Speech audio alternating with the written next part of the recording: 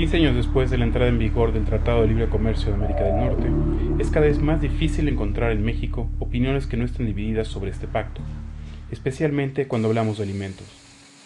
A simple vista, el Tratado de Libre Comercio significó para México, Estados Unidos y Canadá una triplicación del comercio anual, estimado en $297,000 millones en 1993 y que llegó a $903,000 millones en 2007, según datos de la Oficina del Representante Comercial en Estados Unidos.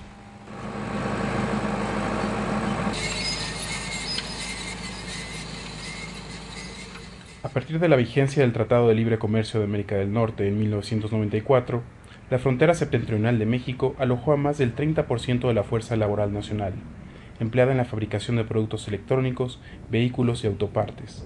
Las exportaciones combinadas de Canadá y México hacia Estados Unidos crecieron de $150,000 millones a $500,000 millones en este periodo.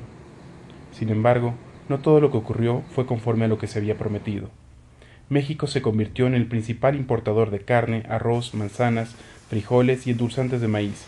De hecho, es el segundo mayor importador de maíz de Estados Unidos. Y mientras los productores estadounidenses y las grandes industrias alimentarias mexicanas han sido claramente beneficiadas, la historia de los campesinos y los consumidores de este país no es tan positiva. ¿Verdad? De hecho, pues nosotros nunca estuvimos de acuerdo en la reforma 27 constitucional. Miramos que querían entregar nuestras tierras a las transnacionales. Luego de muchos años de crisis en el campo, alentamos una nueva reforma agraria de los propios campesinos, hecha por ellos y para ellos.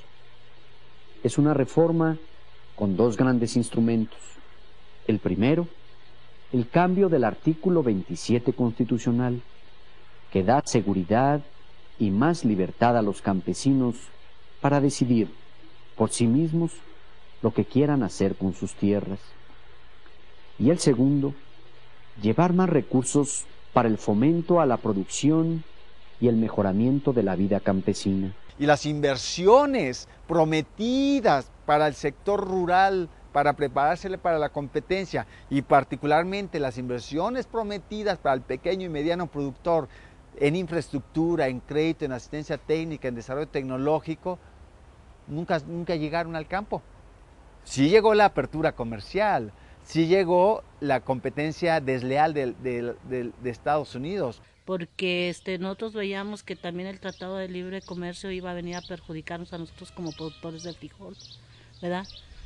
Nosotros veíamos que nuestro producto no iba a tener competencia, porque de hecho el frijol que entra de Estados Unidos hacia México entra a un precio más accesible al consumidor, ¿verdad? Pero también sabemos que la calidad del frijol no es la misma que se produce en la región, en la nación. Teóricamente, el Tratado de Libre Comercio debiera garantizar igualdad de condiciones, con un apoyo a los productores estadounidenses que llega a 40%, mientras que el de los mexicanos es del 13%, es difícil ver una competencia justa entre agricultores de ambas naciones. La explicación para tal disparidad se encuentra en otro tipo de análisis. México importó en 2008 42% de su consumo alimentario. Este país depende hoy en día de las importaciones para abastecer 97% de su consumo interno de soya, 70% del de arroz, 50% del de trigo, 33% en maíz, 30% en carne de res, 33% en carne de cerdo, 14% en carne de pollo y 13% en leche, de acuerdo a datos de la Asociación Nacional de Empresas Comercializadoras de Productores del Campo. Cuando hablamos de la agricultura solemos siempre estar viendo el lado del productor, pero en la economía el lado que más deberíamos siempre de ver es el lado del consumidor, en la actividad que vieras.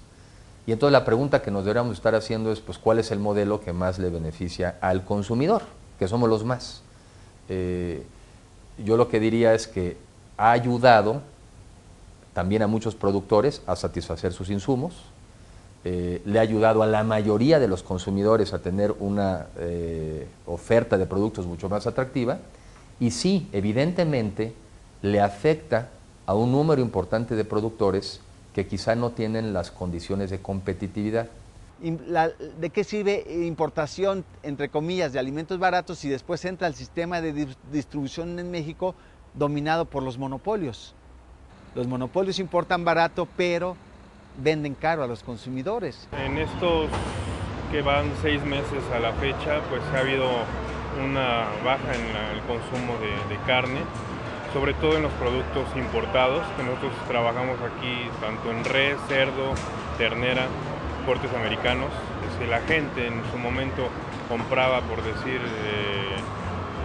hacía su despensa de 2,000, 3,000 pesos a la semana, ahorita se están gastando el 50% de esa cantidad, ¿verdad? El gobierno mexicano no ha tenido una política de apoyo hacia el campo, lo cual se ha reflejado en una baja considerable en la producción nacional, así como en un aumento en las importaciones de alimentos. En 1995 importábamos de Estados Unidos $3.254 millones y exportábamos 3.835 millones de estos productos. Se estima que en el año 2008 se pagaron alrededor de $20.000 millones en importación de alimentos provenientes de Estados Unidos. Entonces me parece que la manera de resolver el asunto no es nada más un tema de producir más. Un productor que le costara, por ejemplo, producir algo 10 pesos, pero que el de África se lo quisiera comprar a 5, lo hemos visto en la vida real. El productor no va a bajar su precio a 5. Lo hemos visto, a veces los productores simplemente hasta tiran sus productos para que no bajen de precio las cosas. Por ejemplo, que le suben a todo lo más indispensable, lo básico de la casa. Está difícil, por ejemplo, el aceite, el frijol, que era lo que antes decíamos, bueno, pues vamos a comer aunque sea frijoles, ahora ni frijoles. Está bien caro el frijol, el arroz. México vive, desde mi punto de vista, una situación de emergencia alimentaria como no se veía probablemente desde la época de la Revolución Mexicana, de 1910 a 1920. ¿Qué es lo que caracteriza esta situación de emergencia y de crisis alimentaria? Por un lado, el hecho de que la mayor parte de la población de este país, más del 60%, está en condiciones de pobreza y está incapacitada de tener acceso a alimentos suficientes y de calidad nutricional adecuada. Lo que se vende no alcanza para la comida de los hijos, la escuela, o sea que en medio les damos de comer. Realmente no hay ventas, como se ve, mire cómo el mercado está un poco vacío. Pues casi por lo regular ya casi nada podemos comprar porque ya no alcanza. La gente que gana el sueldo mínimo de 600, de 650 en el pasaje, en su desayuno, en su comida y en el pasaje de regreso para su casa. A la semana, ¿cuánto le queda a la pobre persona que gana el mínimo? Y aparte las cosas caras. No puede concebirse una seguridad alimentaria en un país sin la intervención del gobierno. Estados Unidos garantiza la seguridad alimentaria con intervenciones de carácter de subsidios masivos a los productores en Estados Unidos, de subsidios a las agroempresas, de subsidios a los consumidores, de subsidios a las carreteras, de subsidios a las vías fluviales donde se transportan los granos, de subsidios a la industrialización de alimentos, de subsidios al consumo. Es una cuestión de seguridad nacional, de Estado. El mundo va a pasar de ser 7 billones americanos de personas, 7,000 millones de personas en el mundo, a 9,000 millones de personas en el año 2050. Según los especialistas, eso requiere 70% más de alimentos en el mundo. Eso implica necesariamente mayor producción a nivel mundial y para traerlo al territorio mexicano tendría que implicar también mayor producción de alimentos, ¿sí? Para que en el mundo en general estuviéramos tratando de satisfacer la demanda, como de hecho ha ocurrido a lo largo de la historia. O sea, nunca hemos sido incapaces de producir la cantidad de alimentos que requiere el mundo. Somos incapaces de distribuirlo adecuadamente, somos incapaces de distribuirlo con justicia. 1 de cada 5 mexicanos, 20 millones de mexicanos, está en condiciones de hambre. Y esto se ha incrementado fuertemente en los últimos años, 2006 al 2008, por el efecto del incremento de los precios internacionales de los alimentos. Y todavía no se ha contabilizado el impacto de la recesión económica de 2008 al 2009.